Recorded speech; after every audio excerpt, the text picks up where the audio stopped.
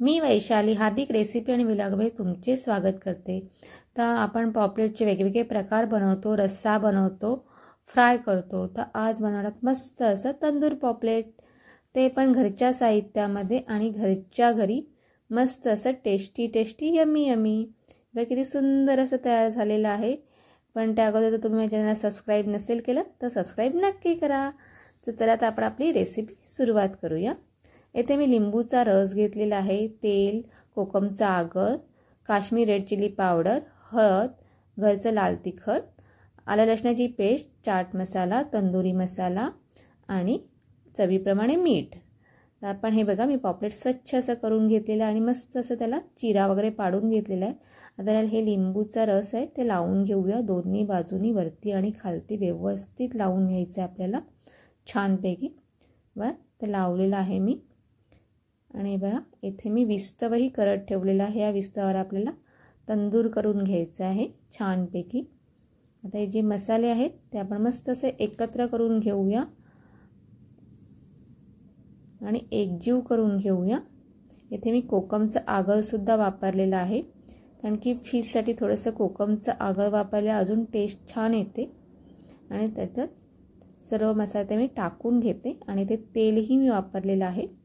आता मस्त असं एकत्र करूया, एकजीव करून घेऊया हे मिश्रण आणि सर्व बाजूने हा आता पॉपलेटला लावायला घेऊया।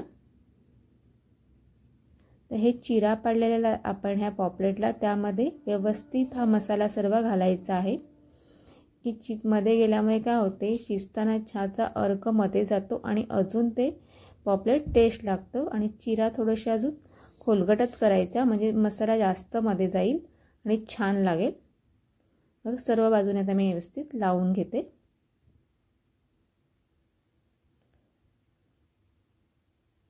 ते बघा मस्त असं लावलेलं आहे सर्व बाजूनी मसाला हा।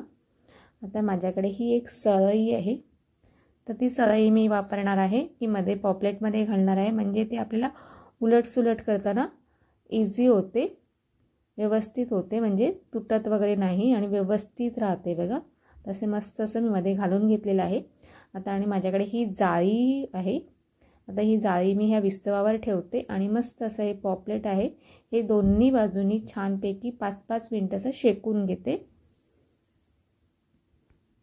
5 मिनिटं आपल्याला शेकून घ्यायचं आहे व्यवस्थित मस्त असं।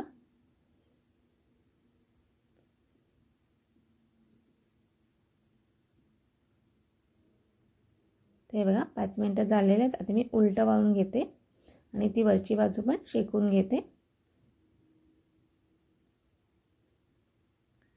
आणि अजून आपण हे थोडंसं शेकून घेऊया छानपैकी। आणि असं हे शिजायला काय जास्त वेळ लागत नाही आहे, फिश हा लवकर शिजला जातो। हे बघा मस्त असं छान असं शिजत चाललेलं आहे। हे बघा खालची बाजू छान अशी शिजलेली आहे, आता वरची बाजू मी मस्त असं शिजवून घेते।